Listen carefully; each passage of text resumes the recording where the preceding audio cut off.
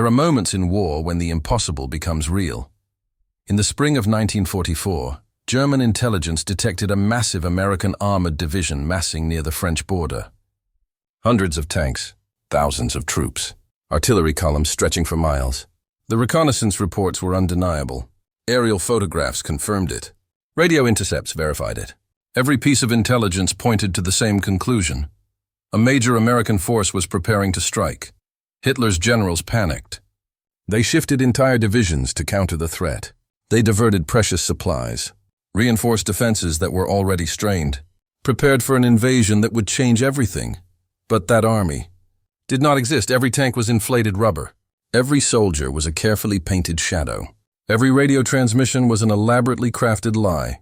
The entire division, from its commander down to its lowest private, was pure fiction. Yet it fooled the most sophisticated intelligence apparatus in the world. This is the story of 100 men who fought World War II without firing a single shot. Artists pulled from New York studios, designers recruited from Broadway theaters, magicians conscripted from vaudeville stages. They fought the Nazi war machine using nothing but paint, sound recordings, and raw imagination. They created armies from thin air, made tanks materialize in empty fields, convinced Hitler's best minds that American forces were twice as strong as they actually were. For 40 years, their story was classified at the highest levels, forgotten by history, buried under mountains of paperwork stamped top secret. The men who performed these miracles returned home and couldn't tell their own families what they'd done. They carried their secrets in silence, watching as other units received glory while their contributions remained invisible. This is the tale of the Ghost Army, the 23rd Headquarters Special Troops. The artists who fooled Hitler and saved tens of thousands of lives without anyone knowing they existed. Poetry, the world is burning. Nazi Germany controls most of Europe. Hitler's armies have crushed France in 6 weeks. Poland fell in a month. The Low Countries collapsed in days. German panzers are pushing deep into the Soviet Union, and for a terrible moment, it seems like nothing can stop them. The Atlantic Wall, Hitler's master defensive system, guards every meter of occupied coastline. Thousands of miles of concrete bunkers, machine gun nests positioned to create interlocking fields of fire. Artillery pieces capable of shredding landing craft before they reach the beaches. Underwater obstacles designed to rip the hulls from boats. Minefields stretching inland for miles. It's the most formidable defensive system ever constructed, and somewhere along that wall, the Allies must invade. General Dwight Eisenhower, Supreme Allied Commander, faces a problem that keeps him awake at night. The mathematics of amphibious invasion are brutally simple. The attacking force must be concentrated. Ships must approach predictable landing zones. Troops are vulnerable during the crossing, and even more vulnerable during those first moments on the beach. If the defenders know where you're coming, they can mass overwhelming firepower at that exact point. The landing becomes a slaughter. Hitler knows the invasion is coming. His intelligence network is watching everything. Every convoy that leaves British ports, every troop movement across England, every training exercise along the coast. German spies, aerial reconnaissance, and radio intercepts create a detailed picture of Allied preparations. The question isn't whether the Allies will invade. It's where and when. If Hitler guesses correctly, if he concentrates his forces at the right place, the invasion could fail. The war could drag on for years. Hundreds of thousands more would die. Eisenhower needs an edge. He needs something that doesn't just hide his real forces but actively deceives the enemy. He needs to make Hitler believe the Allies are stronger than they are, that invasions are planned where none will come, that entire armies exist where there are only empty fields. He needs to weaponize deception itself. In a classified office in the War Department, military intelligence officers wrestle with an unprecedented challenge. Traditional camouflage hides things. But what if you could do the opposite? What if you could make things appear that don't exist? The idea emerges slowly, almost reluctantly because it sounds insane. Build fake armies. Entire phantom divisions complete with tanks, artillery, and thousands of troops. Make them so convincing that enemy intelligence can't tell them from real forces. Use rubber and paint instead of steel and bullets. Use sound recordings instead of actual engines. Use theater and stagecraft to win battles. It's the kind of idea that gets you laughed out of serious military planning meetings. Except for one thing, it might actually work. The Germans are methodical. They trust their intelligence systems. They analyze aerial photographs, radio traffic, and scout reports to build detailed assessments of Allied strength. If those systems can be fooled, if false information can be fed into German intelligence networks, then Hitler's generals will make decisions based on lies. They'll defend beaches that will never be attacked, position divisions to counter forces that don't exist, waste precious resources on phantom threats. Colonel Harry L. Reeder, a career officer with an unconventional mind, receives authorization to create something extraordinary. Not a regular combat unit, not a support battalion, something that has never existed in military history, an entire unit dedicated to deception, to lying on an industrial scale, to making the impossible look real. But who do you recruit for such a mission? Not regular soldiers. You need people who understand illusion, who can think creatively under pressure, who can build convincing fakes with limited resources. You need artists. The authorization comes through in early 1943. Recruit from art schools, theater programs, design studios. Find the most creative minds in America and teach them how to fight a war with imagination. Some officers think it's a waste of resources. Others are openly skeptical. How can paintbrushes and rubber props possibly matter in a war of tanks and bombers? But Eisenhower understands something crucial. Wars aren't just won with firepower. They're won with information. If you can control what the enemy knows, if you can shape what they believe, you can win battles before they're even fought. The Ghost Army is about to prove him right in ways no one can imagine. Spring 1943. Strange letters begin arriving at America's most prestigious art schools. Cooper Union in New York receives dozens. Pratt Institute, Yale School of Fine Arts, the Rhode Island School of Design, the Pennsylvania Academy of Fine Arts, even smaller schools in Philadelphia, Chicago, and Boston. The letters are deliberately vague. They speak of special military service requiring unique creative talents. They mention unconventional assignments supporting the war effort. Nothing more specific. No details about what the work actually involves. Bill Blass, a young fashion illustrator in Manhattan, is sketching designs for women's coats when his letter arrives. He reads it twice, certain it's some kind of mistake. He's a fashion artist, not a soldier. What could the military possibly want with someone who draws dresses? Arthur Shilstone, 22 years old and painting billboards in Brooklyn, assumes the letter is recruiting him for propaganda work. Maybe designing posters, encouraging war bonds, or promoting enlistment. It seems like the logical use of an artist's talents. Ellsworth Kelly, studying abstract composition and color theory, imagines he'll be camouflaging equipment. Maybe painting military vehicles in disruptive patterns. He's heard about camouflage units that need artistic eyes to break up the visual signatures of tanks and trucks. None of them guess the truth. How could they? Harold Dahl, a set designer who built stages for Broadway musicals, wonders if they need someone to construct sets for military training films. Jack Maisie, an aspiring industrial designer, thinks maybe they need product designers for military equipment. The letters are sent to specific individuals, carefully selected. The recruitment officers have done their research. They're not just looking for any artists. They need particular skills. They need painters who understand light, shadow, and perspective. Sculptors who can work quickly with varied materials. Set designers who know how to make fake objects look real from a distance. Sound engineers who understand acoustics. Radio technicians with precise ears for detail. They need people who can think creatively under pressure. Who can improvise solutions with limited resources. Who can collaborate on complex projects with tight deadlines. Most importantly, they need people who can keep secrets. The selected men report to Camp Forest, Tennessee, in the summer of 1943. The camp sits in the humid lowlands, surrounded by forests that seem to trap the heat. It's a miserable place to spend a summer, let alone to conduct basic training. The first few weeks are brutal for men who've spent their lives in studios and theaters. They're taught to march, though they're terrible at staying in formation. They learn to salute, though their timing is always slightly off.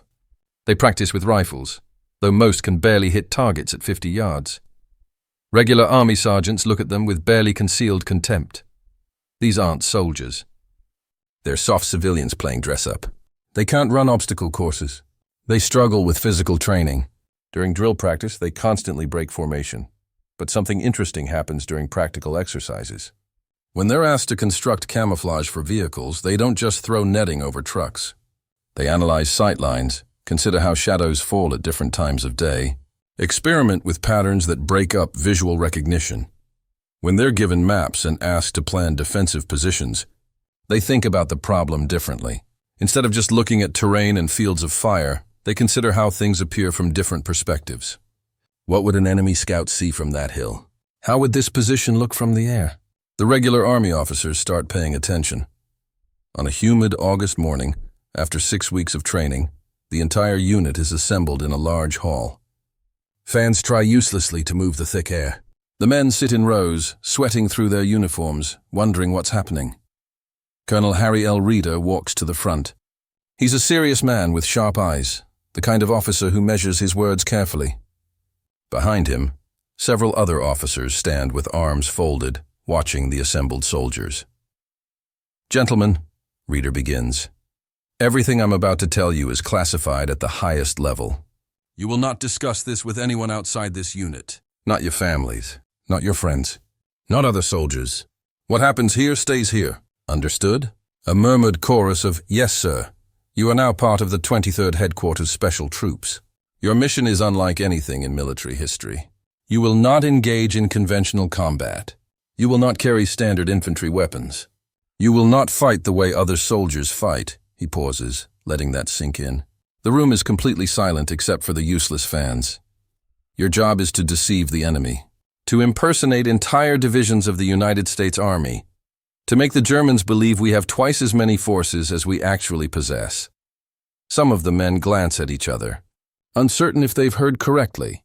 You will use inflatable equipment, sound effects, and radio deception to create phantom armies. You will draw enemy attention, resources, and firepower away from our real troops. If you succeed, you will save thousands of American lives. If you fail, he doesn't finish the sentence. He doesn't need to. You will be operating close to enemy lines, often within artillery range. You will have minimal defensive capabilities. If your deception is discovered while you're in position, you will be extremely vulnerable. The enemy will see you as spies or saboteurs, not soldiers. You may not receive protections under the Geneva Convention. The room remains silent. Some faces have gone pale. Others show determination.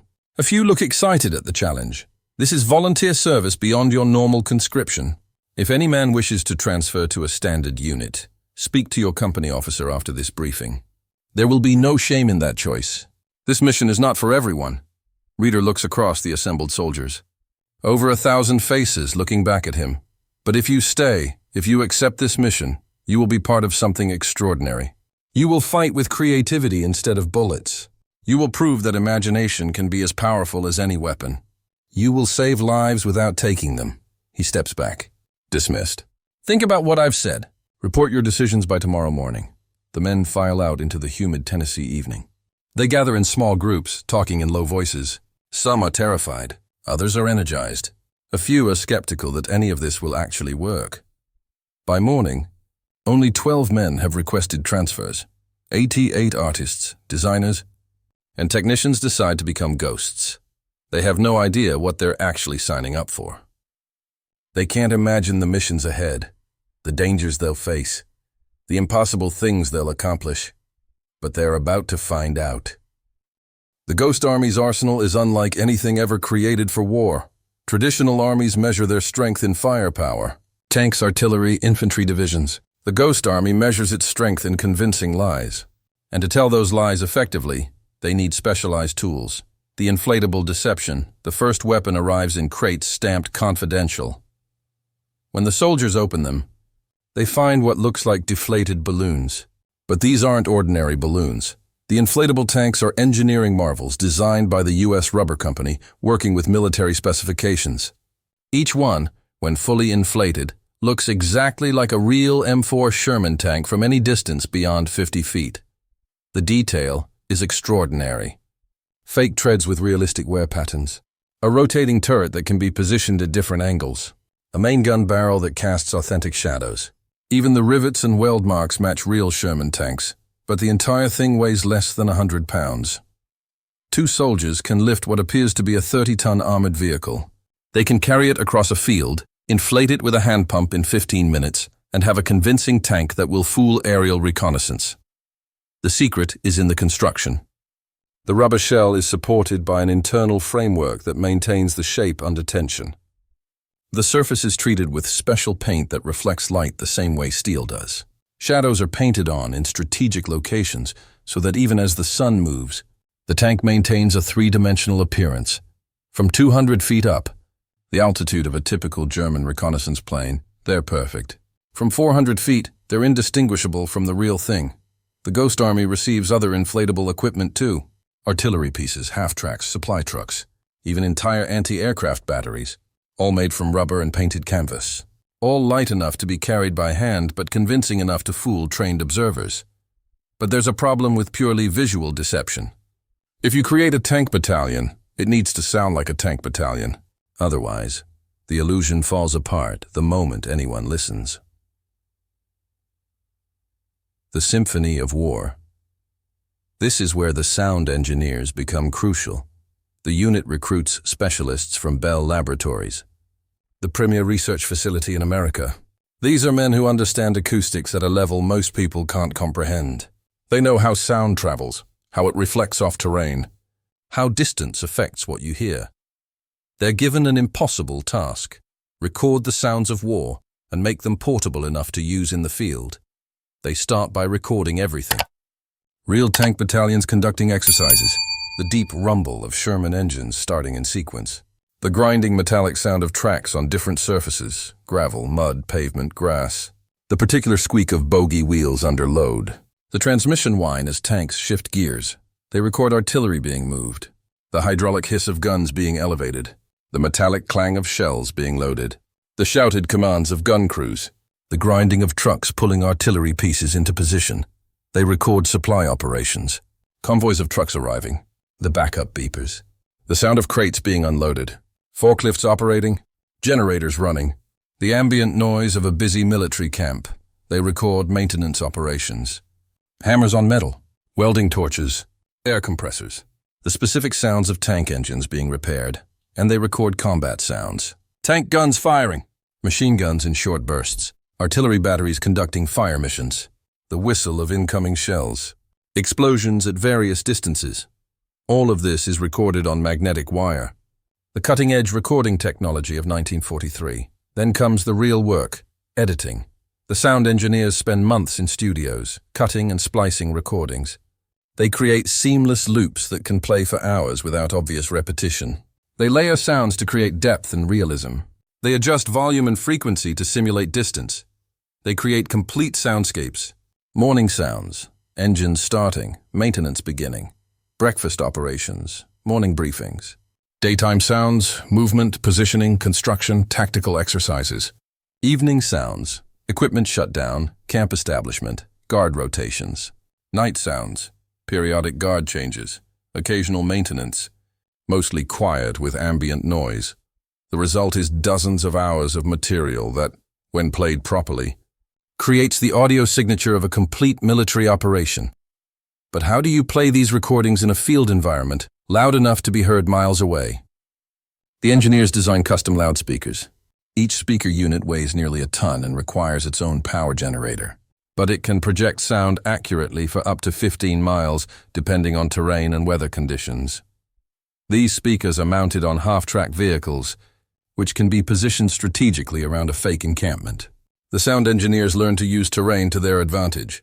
Position speakers in valleys to amplify sound. Use forests to create echoes. Account for wind direction and speed. They discover that sound at night travels differently than during the day. That different types of terrain absorb or reflect different frequencies. That weather conditions dramatically affect how far sound carries. They become masters of acoustic warfare, creating three-dimensional soundscapes that convince enemy listeners they're hearing real military operations. The radio game visual deception creates what enemies see. Sonic deception creates what they hear. But radio deception creates what they know. And what the enemy knows shapes every decision they make. The Germans monitor every Allied radio transmission. They have listening posts all along the front, sophisticated equipment constantly scanning frequencies. They've broken some Allied codes. But more importantly, they understand patterns. Every military unit has a communication signature. The 2nd Armored Division's radio operators have particular habits. They use certain slang, type at specific speeds, make characteristic mistakes. Even their choice of words for routine communications is distinctive. The Germans catalog all of this. They build profiles of individual radio operators, recognizing them by their typing rhythm alone. They track which units communicate with which other units. They notice when communication patterns change, indicating units moving or being repositioned. This is where the Ghost Army's radio deception becomes crucial. They don't just need to broadcast signals. They need to perfectly mimic the communication style of the units they're impersonating. The radio teams study real divisions for months. They listen to hours of transmissions. They analyze typing patterns, vocabulary choices, communication protocols. They memorize call signs, frequencies, and the network structure of different divisions. Then they practice. Over and over. Mimicking not just what is said, but how it's said. Learning the personality of individual radio operators so they can impersonate them convincingly.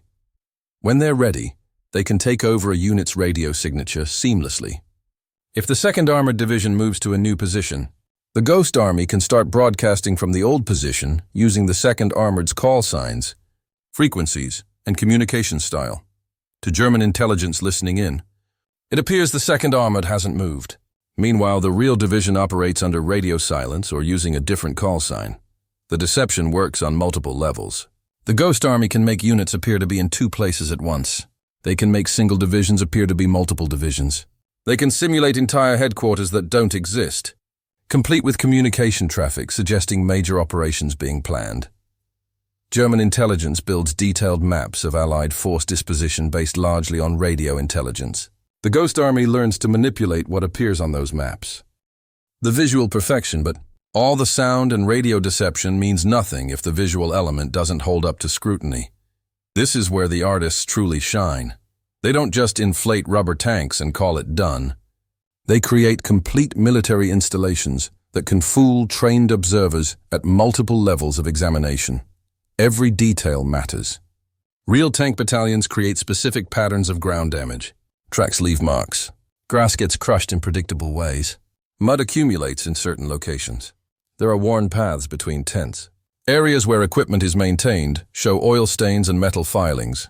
The Ghost Army artists recreate all of this. They use special drag chains to create realistic tank tracks.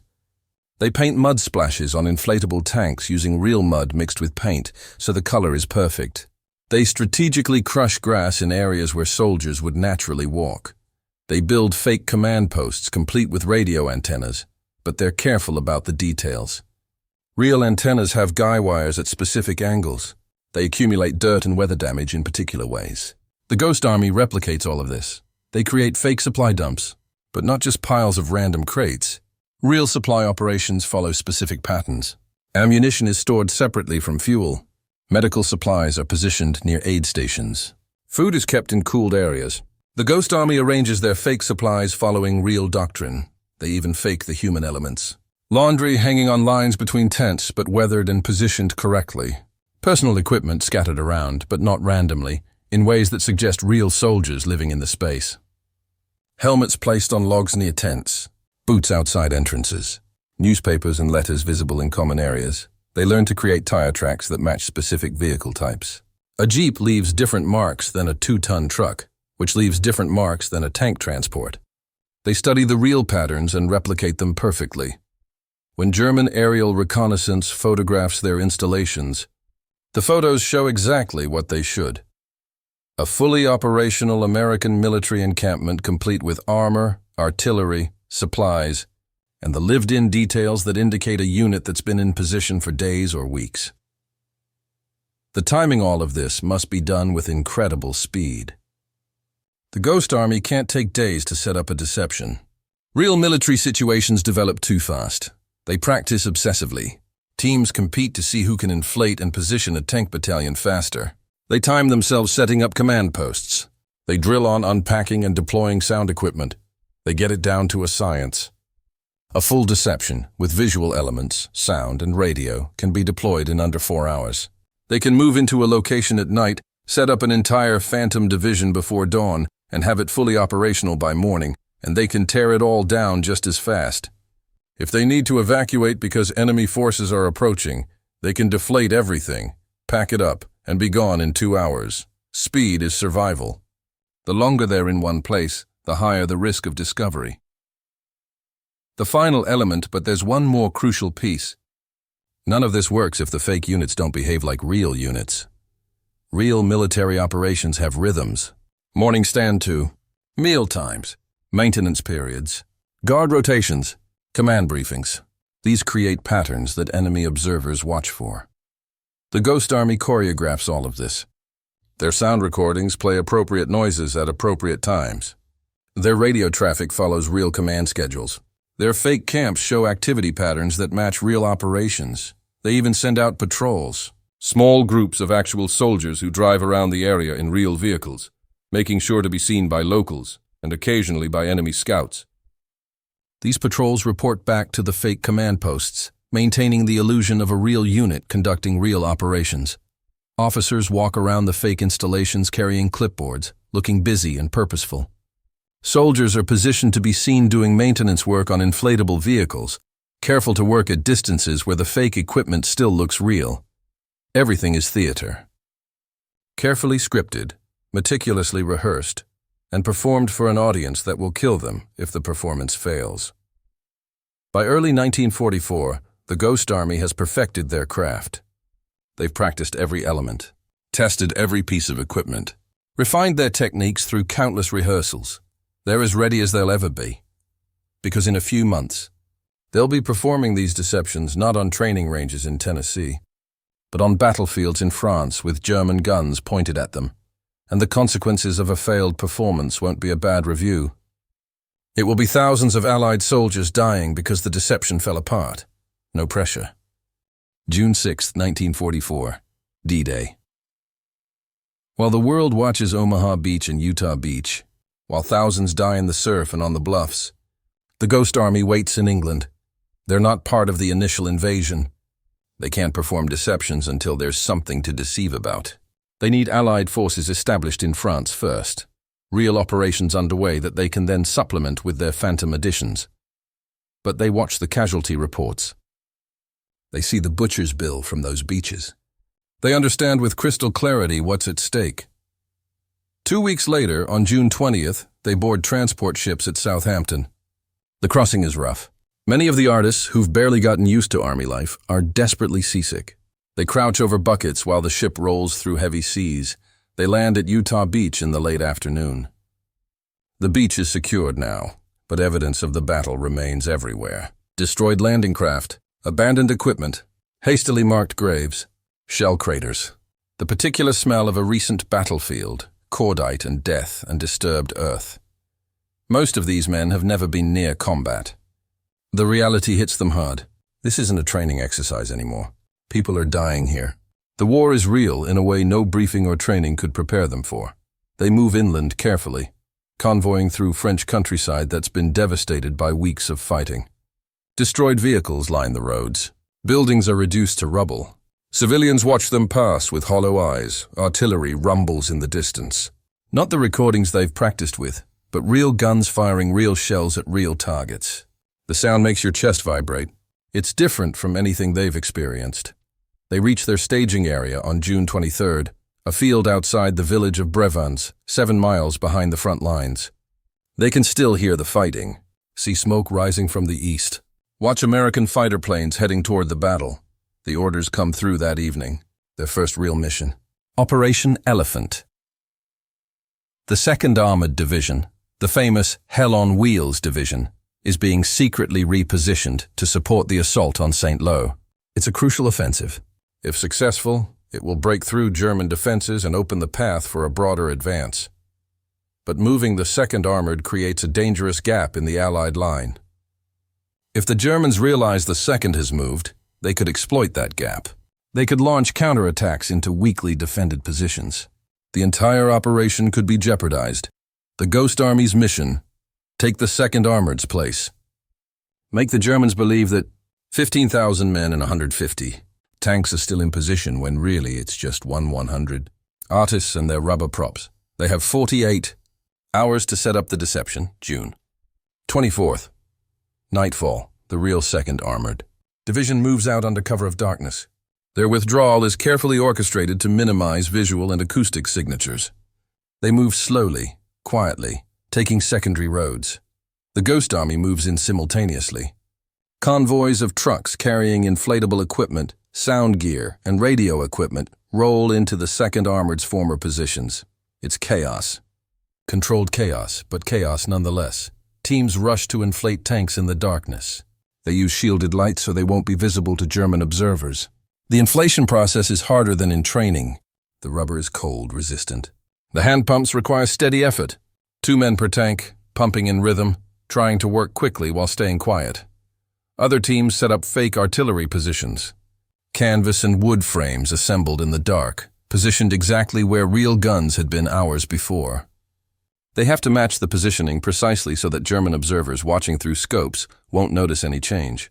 The sound crews position their massive speakers. Each speaker requires its own generator, and the generators must be concealed far enough away that their noise won't give away the deception. They run cables through fields, camouflaging them with grass and dirt. Radio operators set up their equipment and immediately begin transmitting using the 2nd Armored's call signs and frequencies. They've memorized the division's communication patterns, practiced mimicking specific radio operators.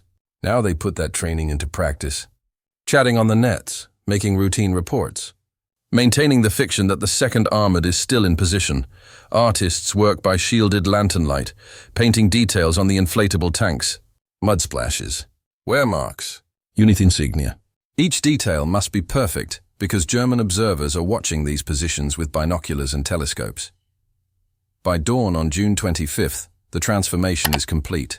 Where yesterday there was a real armored division, today there's a fake one. But from any distance beyond 50 yards, you can't tell the difference. The first test comes at 0630 hours.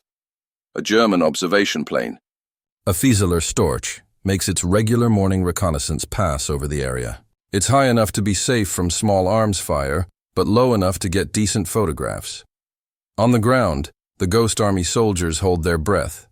They've positioned themselves to look like real soldiers doing morning routines. Some work on inflatable tanks, careful to maintain distance. Others move between fake positions carrying real equipment. The whole installation is designed to look like a unit settling in for another day. The Storch makes 2 passes, then flies away. The Ghost Army waits. If the deception failed, if the pilot noticed something wrong, German artillery could start falling within minutes. Hours pass. No artillery. No increased enemy activity. The deception is holding. At 1000 hours, the sound crews begin their first full performance. The speakers come to life with the recorded sounds of a tank battalion at routine operations. Engine checks, maintenance work, track adjustments, all played at carefully calibrated volumes, directed toward German positions 3 miles away. German listening posts pick up the sounds. They hear exactly what they expect to hear, an American armored division conducting normal operations. The radio deception continues all day. Routine traffic, status reports, mundane communications about supplies and personnel, all of it designed to signal that the 2nd Armored is still in position, still ready to fight. But the Ghost Army soldiers are nervous. They're so close to German lines. They have no real defensive capabilities. If German artillery decides to hit their position, if German infantry patrols the area, if anything goes wrong, they're trapped with nothing but inflatable props for cover. Private Jack Macy, who before the war designed displays for department stores, writes in his diary that night, "We're actors on a stage where the audience can kill us. Every plane that flies over makes my heart stop. Every distant explosion makes me wonder if we've been discovered. I spent the day pretending to maintain a rubber tank while real tanks were dying 20 miles away." This is the strangest war. June 26th. The deception continues. The Ghost Army maintains their performance. Morning sounds at dawn. Daytime operations through the afternoon. Evening shut down as dark falls. All perfectly timed, all perfectly executed. German observers watch the position through field glasses. They see soldiers moving between vehicles, see equipment being maintained, see the normal patterns of a unit in defensive position. German intelligence reviews their daily reports. Aerial photographs confirm the 2nd Armored Division remains in its previous position. No indication of movement. Meanwhile, 50 miles south, the real 2nd Armored Division smashes into German defenses around St. Lo. The Germans are completely surprised. They'd positioned forces expecting the 2nd Armored to be in its previous location. The sudden appearance of 150 real tanks where they expected weak resistance causes confusion and panic. The assault succeeds beyond expectations. The German line breaks. American forces pour through the gap. Casualties are significantly lower than anticipated because the defense is unprepared. June 27th. Evening. The Ghost Army receives new orders. Withdraw. Mission accomplished. They work through the night, deflating equipment, packing everything away. By dawn on June 28th, there's nothing left but tire tracks and crushed grass. The Phantom Division has vanished. The real 2nd Armored Division has already advanced 15 miles from their new position. The tactical surprise was complete.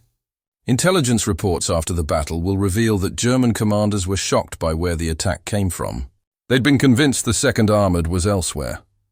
Operation Elephant saves an estimated 3,000 to 5,000 American casualties. Soldiers who would have died in a more heavily defended assault survive because the Ghost Army drew enemy focus to the wrong place and nobody outside a small circle of intelligence officers knows the Ghost. Army was even there, but there's no time to celebrate. New orders are already coming through. The Germans are reeling but not defeated. The fight for France is just beginning, and the Ghost Army is just getting started. Through July and August 1944, as Allied forces push deeper into France, the Ghost Army performs mission after mission. Each one is different. Each one teaches them something new about the art of deception. Operation Brittany, in late July, teaches them about timing. They create a fake attack force threatening the German-held port of Brest. But the deception has to unfold over 10 days, with the phantom force gradually building up. Creating the illusion of preparations for a major assault, they learn to pace their deception. Too fast and it looks suspicious. Too slow and it loses impact. They need to mimic how real military operations develop, with all the starts and stops, the delays and accelerations that characterize actual combat operations. They position their fake force north of Brest, while the real assault comes from the south. German intelligence reports show they successfully pulled 2 regiments and supporting artillery to defend against their phantom attack. Those forces weren't available to defend against the real assault. Brest still takes weeks to fall. The German garrison fights fanatically, but it would have taken longer and cost more lives without the Ghost Army's deception. Operation Accord, in early August, teaches them about danger. They're setting up a fake buildup near Mortagne when German artillery begins ranging fire on their position. The first shell lands 200 yards away, the second 100 yards. They're being bracketed. The third shell will likely hit their position. They have seconds to decide.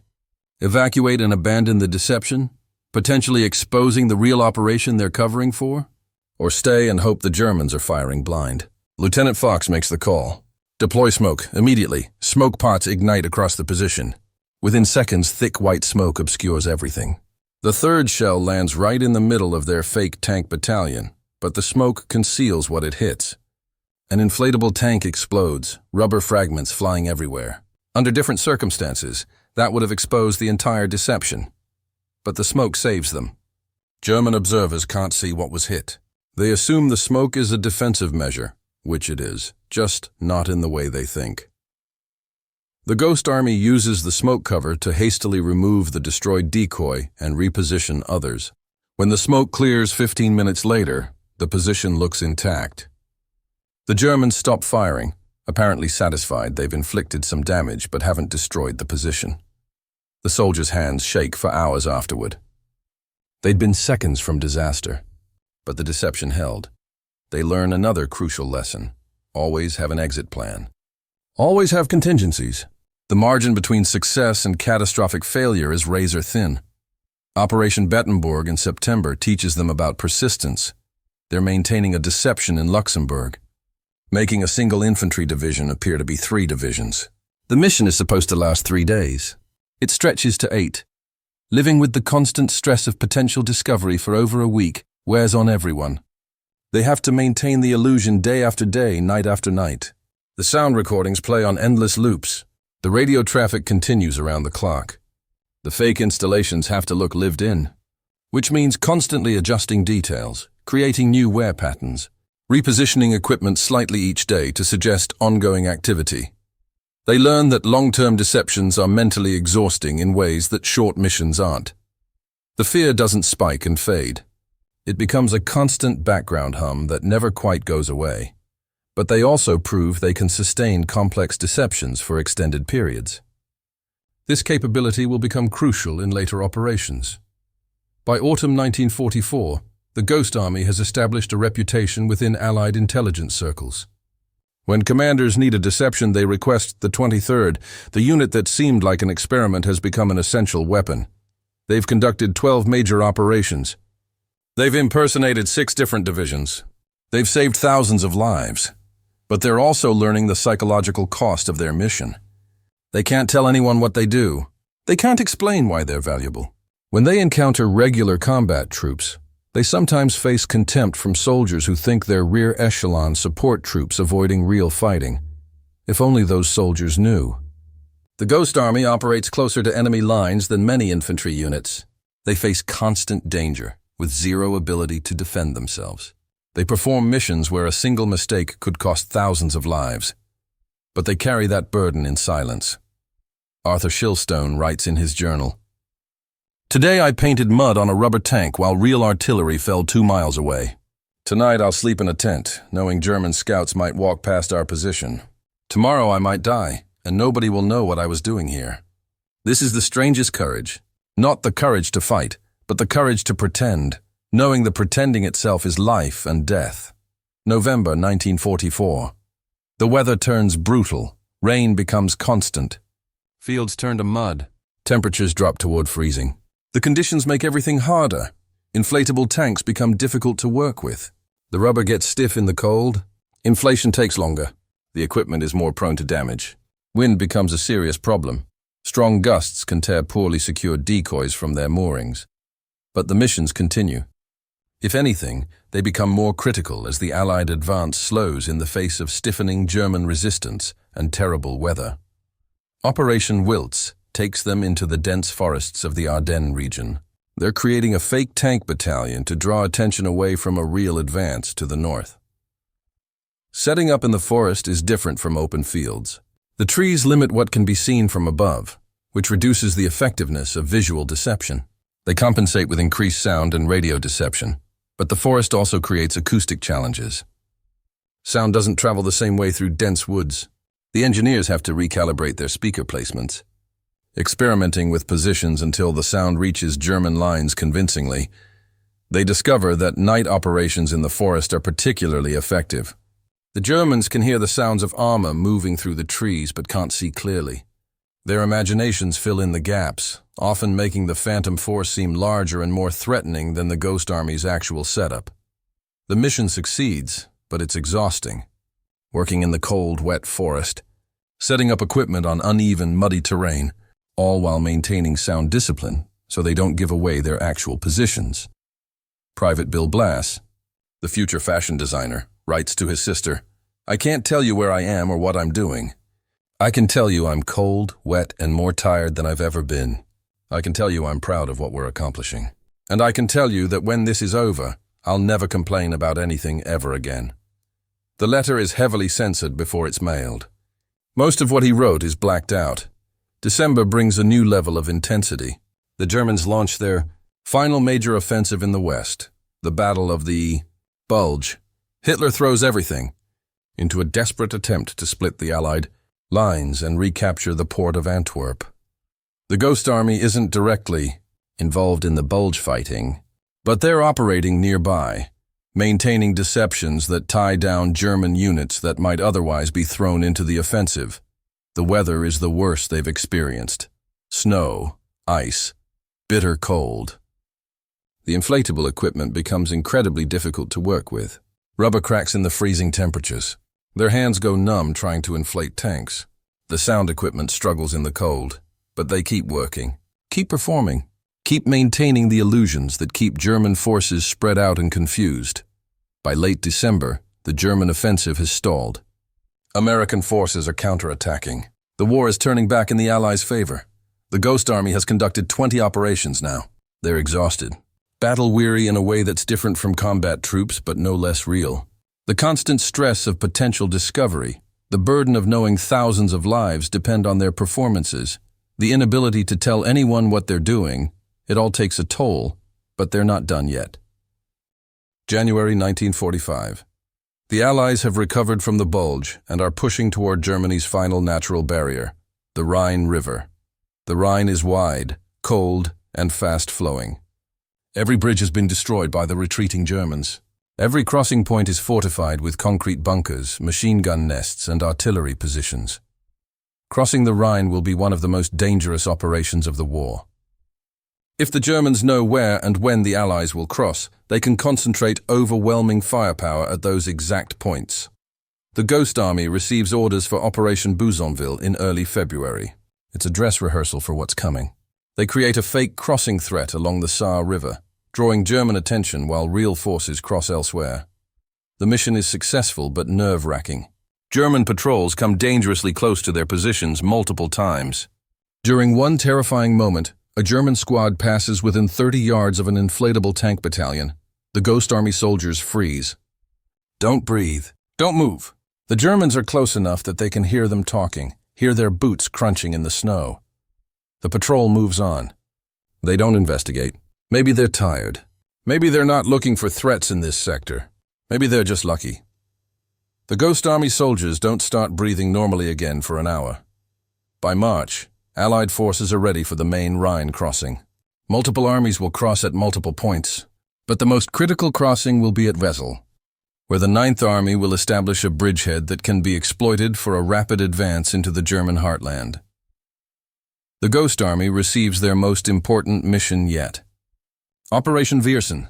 Create a fake crossing 20 miles south of Wesel. Make it so convincing that the Germans commit significant forces to defend against it. Hold the deception until the real crossing at Wesel is underway, and it's too late for German forces to reposition.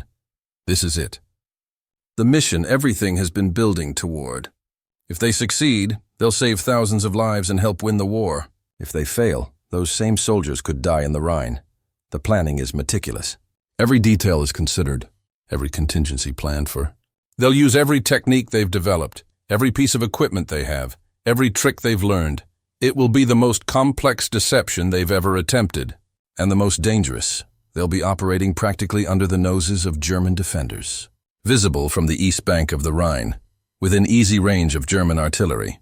If the deception is discovered, if the Germans realize it's fake, the Ghost Army will be trapped with minimal defensive capability. But there's no question of backing out.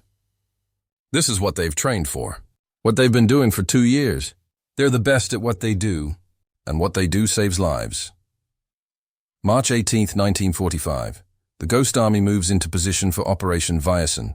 March 18, 1945, 2200 hours. Operation Viersen begins. The night is cold and clear. A bad night for concealment. The moon is bright, visibility is good, but it's too late to postpone. The schedule is set. The real crossing at Wesel will happen in 5 days. The deception must be in place and convincing before then.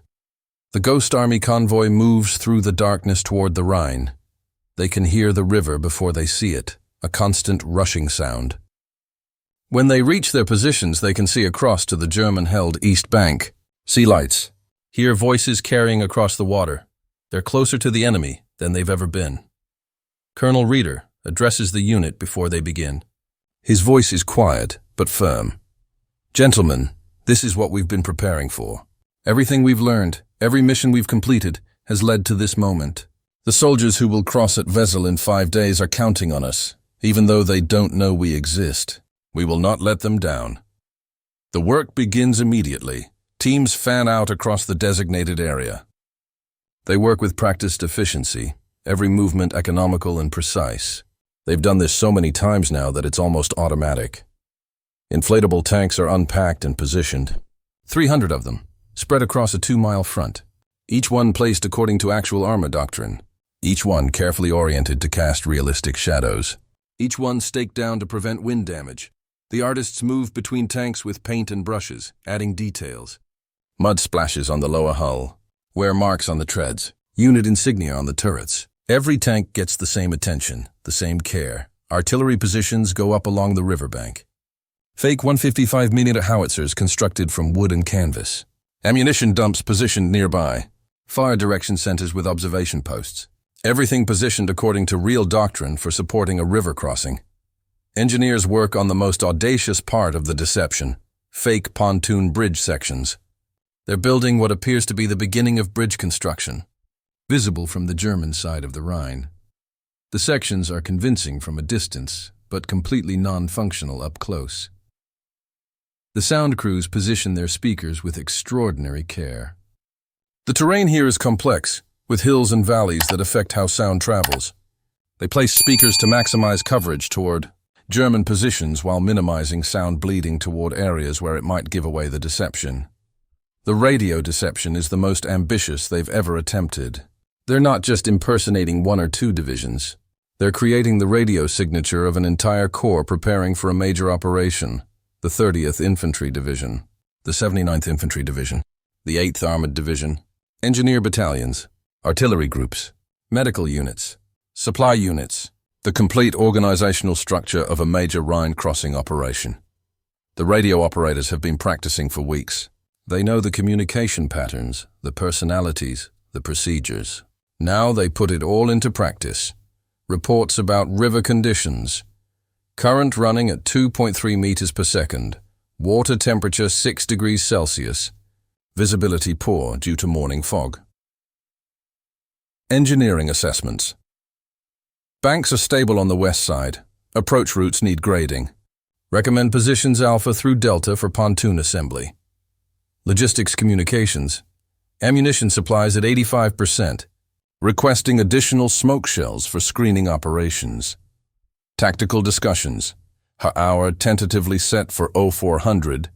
Pending final reconnaissance reports. All fake. All convincing. By dawn on March 19th, the transformation is complete. Where yesterday there was empty farmland, today there's a massive American force preparing to cross the Rhine. German observers on the east bank train their binoculars on the position. They see exactly what Allied intelligence wants them to see. Tanks, artillery, supply dumps, command posts, all the elements of a major operation. At 0600 the sound show begins. The engineers have created their masterpiece, a complete 24-hour audio cycle of an army preparing for a river crossing. Every sound is calibrated, every element timed, every detail perfect. Morning engine checks. Hundreds of vehicles starting up simultaneously. The deep rumble of tank engines, the higher pitch of truck motors, generators powering up, construction sounds, hammers, saws, bulldozers clearing approach routes. The distinctive thump, thump, thump of pile drivers, suggesting bridge construction in progress, heavy equipment movement, tanks repositioning to support locations, the grinding of treads on gravel, artillery being moved into fire positions, the squeal of hydraulics as gun barrels are elevated and adjusted, boat handling, the hiss of air pumps inflating assault rafts, the scrape of boats being dragged across gravel beaches, outboard motors being tested, their distinctive buzz carrying across the water, artillery registration fire, boom, boom, boom, the sound of guns firing ranging shots, calibrating for support missions, the whistle of shells passing overhead, distant explosions where the ranging shots land, supply operations, convoy after convoy arriving, truck engines, backup beepers, crates being unloaded, forklifts operating, the organized chaos of a logistics operation, and through it all, the constant background noise of thousands of soldiers, voices calling out orders, conversations, the ambient sound of a massive military force. German listening posts pick up every sound. The acoustic signature matches exactly what they'd expect from a legitimate crossing preparation. Their reports confirm major American force audible at Viersen. Construction sounds indicate bridge building in progress. Estimate crossing within 48 to 72 hours. German reconnaissance planes photograph the position throughout the day. The photos show everything. Tanks under camouflage netting, artillery positions, supply dumps, pontoon sections, command posts. Every visual indicator of a major operation. German intelligence officers analyze the data. Radio intercepts showing corps-level communications. Audio monitoring confirming heavy equipment and construction. Aerial photographs showing physical evidence. Scout reports from the East Bank describing American activity. Every piece of intelligence points to the same conclusion. The Americans are preparing to cross at Viersen. Wehrmacht commanders respond exactly as hoped. 2 infantry divisions are reinforced and moved into defensive positions opposite Viersen. Artillery battalions are repositioned to cover the crossing site. Armor reserves are moved into counterattack positions. They're defending against an army that doesn't exist. March 20th. The deception continues, and the pressure mounts. The Ghost Army must maintain this elaborate fiction 24 hours a day. The radio traffic never stops. The sound recordings play on continuous loops. The visual elements must be adjusted daily to suggest ongoing preparations. It's exhausting. The radio operators work in shifts, but they're all suffering from sleep deprivation. The sound engineers monitor their equipment constantly, terrified of technical failures. The artists touch up details, reposition equipment, maintain the illusion, and German artillery begins probing their position. The first shells are ranging shots, testing, learning the distances. They land among the fake tank formations. Some inflatable decoys are destroyed, rubber shredded by shrapnel. The soldiers work frantically to patch what they can, remove what they can't save, reposition surviving elements. They paint scorch marks around shell craters to make it look like near misses on real equipment rather than direct hits on rubber march. 21. The tension is becoming unbearable. They know the real crossing is scheduled for March 23rd, just 2 more days. 48 more hours of maintaining this impossible fiction while German guns are aimed directly at them. Every hour that passes increases the risk of discovery. Every hour that passes brings the real crossing closer to success. The paradox is maddening. Private Ned Harris writes in his diary, "We're dancing on the edge of a knife. Every hour we hold this, real soldiers get closer to crossing safely. Every hour we're here, we might be discovered and killed. I'm more afraid than I've ever been and more proud. If this works, we'll have done something extraordinary." March 22nd. Night. 21:30 hours. The sound of aircraft engines. Multiple planes. Coming from the east, the Luftwaffe. It's one of their last major operations in the West. They're desperate to stop what they believe is a major Rhine crossing being prepared at Viersen. The soldiers hear them coming. The distinctive drone of Junkers 88 bombers. There's no air raid siren, no warning. Just the sound of engines growing louder. Then the whistle of falling bombs. The men dive for cover. Foxholes, ditches, under trucks. Anywhere that offers even minimal protection. The bombs hit. Massive explosions tear through the fake tank formations. High explosive shells designed to destroy 30-ton armored vehicles hit inflatable rubber and create spectacular but ultimately harmless fireworks. Dozens of decoys are obliterated. Rubber fragments rain down like confetti, but the Ghost Army soldiers are in cover. They're not standing next to the fake equipment. The bombs destroy props, not people. The raid lasts 10 minutes. Feels like hours. Bomb after bomb falling on what the Luftwaffe pilots believe is a major American military installation. When it's over, when the engine sounds fade into the distance, the Ghost Army emerges from cover. The damage is extensive. Dozens of inflatable tanks destroyed. Several fake artillery positions wrecked. Supply dumps scattered, but no soldiers are killed. A few minor injuries from flying debris. Nothing serious, and the officers quickly realize something crucial. The Luftwaffe attack validates the deception. You don't bomb empty fields. You don't waste aircraft and ordnance on fake positions. The Germans believe the threat is real. So real they committed precious aircraft to stopping it. The bombing makes the deception more convincing. Not less. They work through the night, setting up replacement equipment, repositioning surviving elements. By dawn on March 23rd, the position looks battered but still operational, which is perfect. A force preparing to cross the Rhine would be under heavy fire. The damage makes it look more authentic. March 23rd. 0200 hours, 20 miles north at Wessel, the real crossing begins. The largest artillery barrage since D-Day erupts. Thousands of guns firing simultaneously. The sky lights up. The ground shakes. The sound carries for miles. At Viersen, the Ghost Army hears it. They know what it means. The real operation is underway. Their mission is accomplished, but they keep performing. They maintain the deception for another 12 hours. keeping German attention focused on Viersen, while thousands of American soldiers pour across the Rhine at Wesel. By afternoon, it's obvious the main crossing is at Wesel, not Viersen. German commanders realize they've been deceived. They frantically order forces to redeploy northward, but it's too late. The bridgehead at Wesel is established. Tanks are across. Infantry divisions are streaming over pontoon bridges. The Rhine has been breached. Operation Viersen is a complete, total success. After-action intelligence reports show that 2 full German infantry divisions, supporting artillery battalions and armored reserves, were positioned to defend Viersen. Those forces weren't available at Wesel. Their absence made the real crossing significantly less costly in American lives. Intelligence officers estimate Operation Viersen saved between 3,000 and 5,000 casualties, possibly more. The Ghost Army packs up and withdraws. They're exhausted beyond description. Many are showing signs of combat stress. They've spent 5 days being shot at and bombed, living with the knowledge that discovery meant death, but they pulled it off. The greatest deception of the entire war. Their final performance, their masterpiece. April 1945. The war is ending. Allied forces are driving deep into Germany from the west. Soviet forces are closing on Berlin from the east. Hitler's empire is collapsing. The end is near. The Ghost Army conducts a few more minor operations, but nothing on the scale of Viersen. The strategic situation is changing too fast. The Germans are in full retreat. There's less need for elaborate deceptions when the enemy is simply trying to survive. May 8, 1945. VE Day. Germany surrenders. The war in Europe is over. Across the continent, soldiers celebrate. Cities erupt in joy. Newspapers run banner headlines announcing victory. Radio broadcasts carry the news to the entire world. The men of the Ghost Army pack their equipment in silence. There are no celebrations for them. No photographers. No reporters. No public recognition.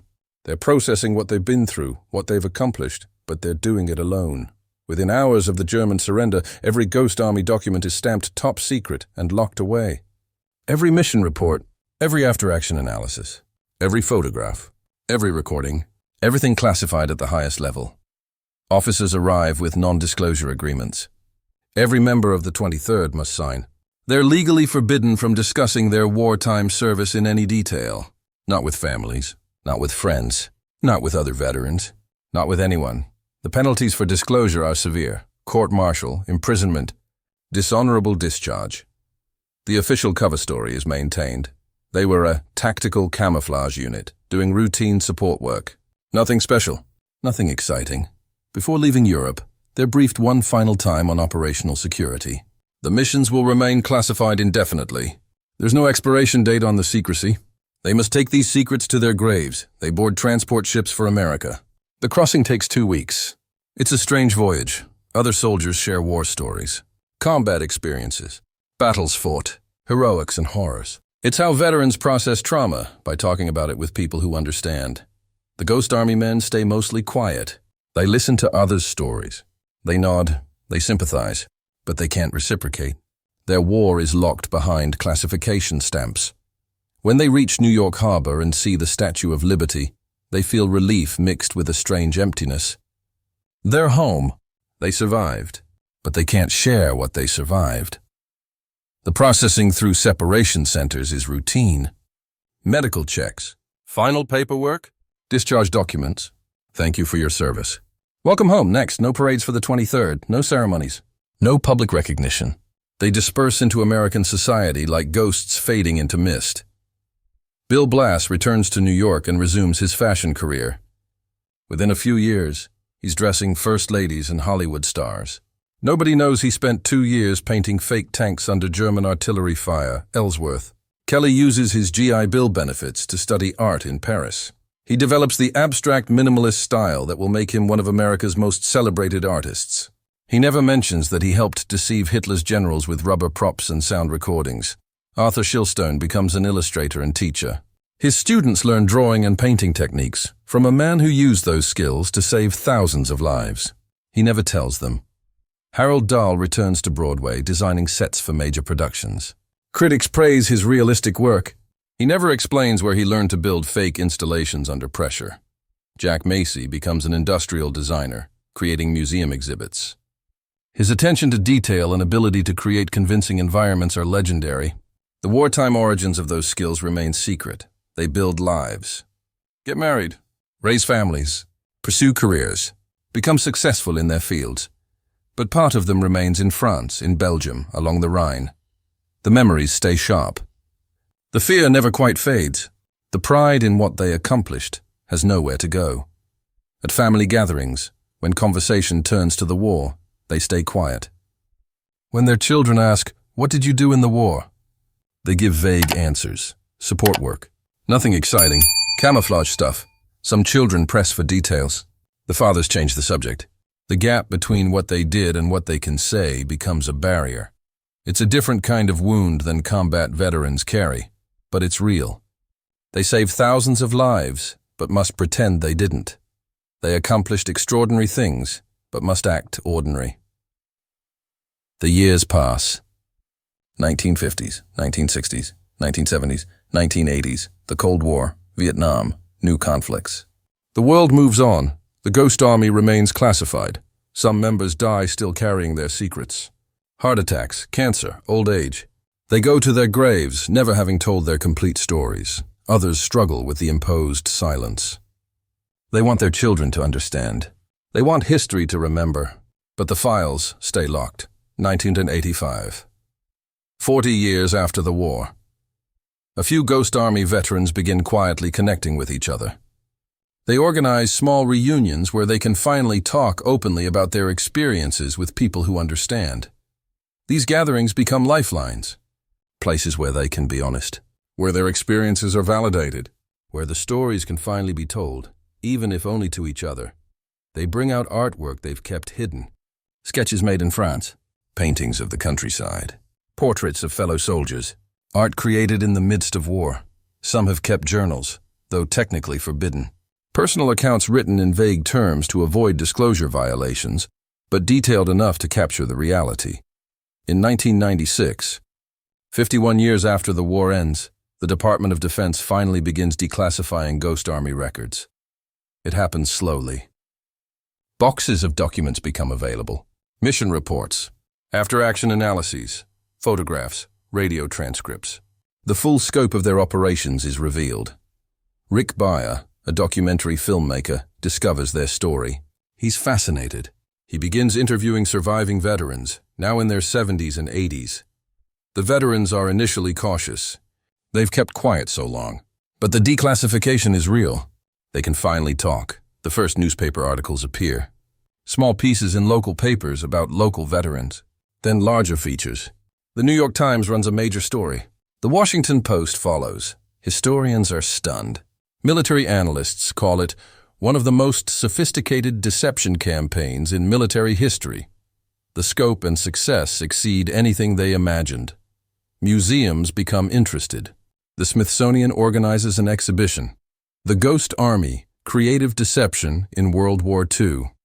It includes equipment, recordings, and artwork created by the soldiers. The exhibition is a sensation. People are captivated by the combination of art and warfare. By the idea that creativity could be weaponized, that imagination saved lives. Rick Beyer's documentary, The Ghost Army, airs on PBS in 2013. Millions learn the story for the first time. The response is overwhelming. The surviving veterans finally receive recognition. They're invited to speak at West Point, the National World War II Museum, history conferences. Their story enters textbooks, but many have passed away by this point. The recognition comes too late for most. They died carrying secrets nobody knew to honor. In 2019, legislation is introduced in Congress to award the Ghost Army the Congressional Gold Medal, one of America's highest honors. It takes advocacy from historians, veterans groups, and family members. But in 2022, the bill passes both houses of Congress. President Biden signs it into law. The ceremony is held at the Capitol on March 21, 2024. Only 7 original Ghost Army members survive to attend. They're in their late 90s, frail but proud.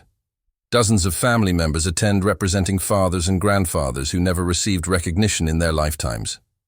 Many are learning the full truth of what their fathers did for the first time. The citation reads, in recognition of the unique and highly distinguished service of the 23rd Headquarters Special Troops, known as the Ghost Army during World War II. Through innovative tactics and unparalleled creativity, they conducted 21 major battlefield deceptions, impersonating Allied divisions to mislead enemy forces. Their extraordinary courage and ingenuity contributed significantly to the Allied victory and saved countless American lives. Their service stands as a testament to the power of imagination and the many forms that bravery can take in service to our nation. Bernie Bluestein, 98 years old, speaks at the ceremony. His voice is soft but steady. We were just artists trying to survive a war. We didn't fire guns. We didn't storm beaches. We painted rubber tanks, played sound recordings, and told elaborate lies. For 50 years, we couldn't talk about it.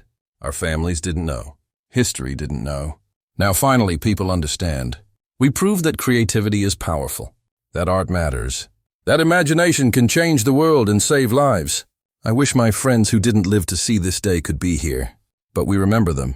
And now, so will history. The room erupts in applause. Many people are crying. Today, the Ghost Army's operations are studied at military academies worldwide. West Point, Sandhurst, the National Defense University. Future officers analyze their missions as masterclasses in deception warfare.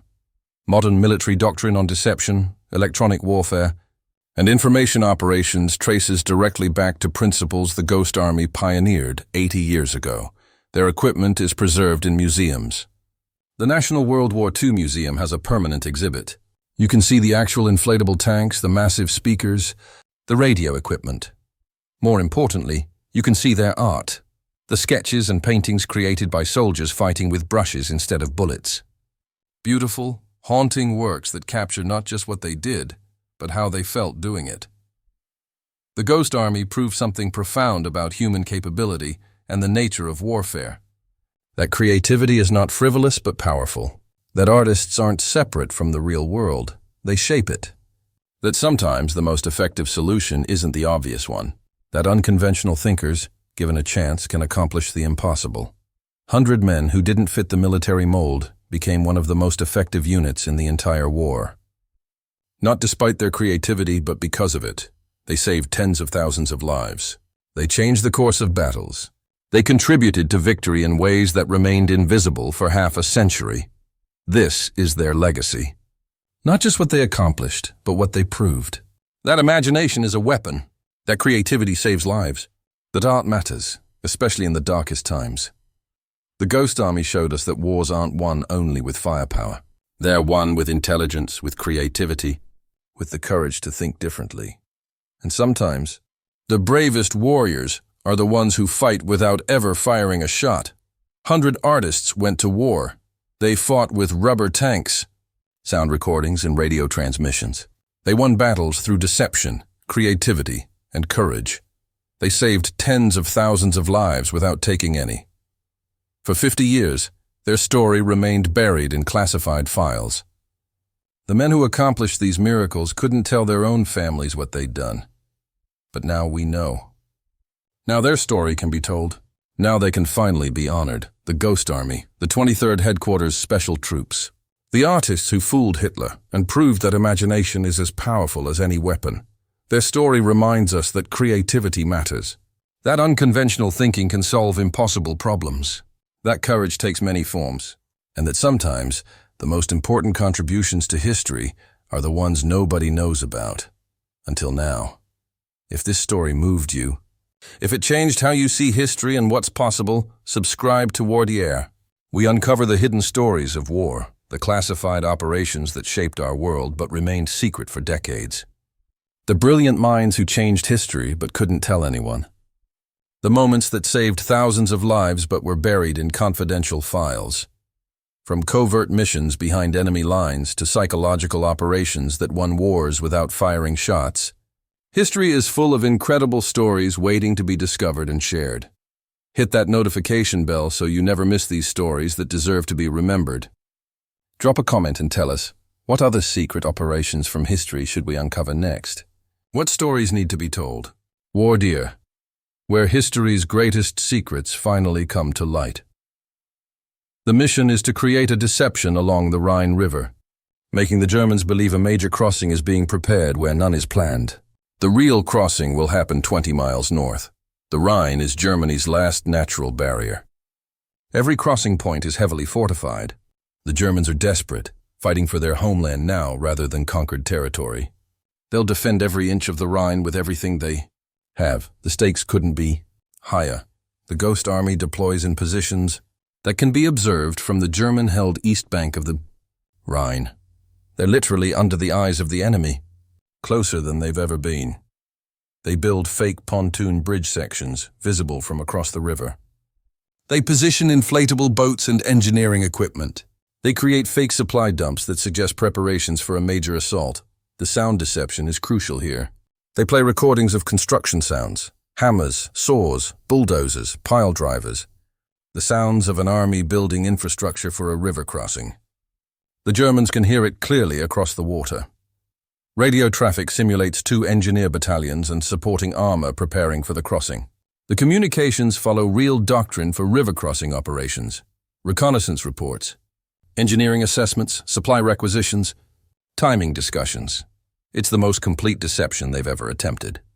Every element has to be perfect because the Germans are watching and listening with extreme attention. On December 10th, German artillery opens up on their position. It's not ranging fire. It's a full-scale barrage. They've been targeted deliberately. Shells rain down on the fake crossing site. Explosions tear through the inflatable equipment. Fragments of rubber tanks fly through the air like confetti. The Ghost Army soldiers dive into hastily dug foxholes. They have no bunkers, no real protection. They crouch in holes while high explosive shells turn the ground into a hellscape. The barrage lasts 20 minutes. It feels like hours. When it's over, 3 men are wounded by shrapnel. Dozens of inflatable decoys are destroyed. The position is churned up, equipment scattered, the deception seemingly in ruins. But the officers quickly realize something crucial. The Germans wouldn't waste artillery on a position they knew was fake. The barrage proves the deception is working. They believe the crossing is real and they're trying to destroy it.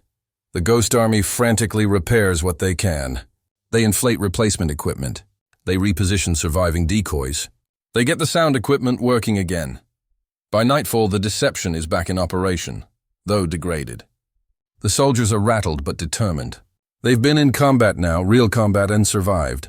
The next day, German intelligence reports intercepted by Allied codebreakers confirm their assessment. The Germans believe a major crossing is being prepared at Koblenz. They're reinforcing the area, pulling troops from other sectors. Meanwhile, the real crossing operation proceeds without interference, 20 miles away. Operation Koblenz costs the Ghost Army their first serious casualties. But it also proves something vital. Their deceptions can withstand German attacks and still remain believable. The enemy's response validates rather than undermines the illusion. By the end of 1944, the Ghost Army has conducted 18 major operations. They've traveled over 3,000 miles across France, Luxembourg, and Belgium. They've impersonated 13 different Allied divisions. Military analysts attempting to calculate their impact estimate, they've drawn enough enemy forces away from real operations to save between 15,000 and 30,000 Allied casualties. That's 15 to 30,000 soldiers who came home because artists made the Germans look in the wrong direction. But there's no public recognition. No newspaper articles. No medal ceremonies. The missions remain classified. The men remain anonymous, and they still have their most dangerous mission ahead of them.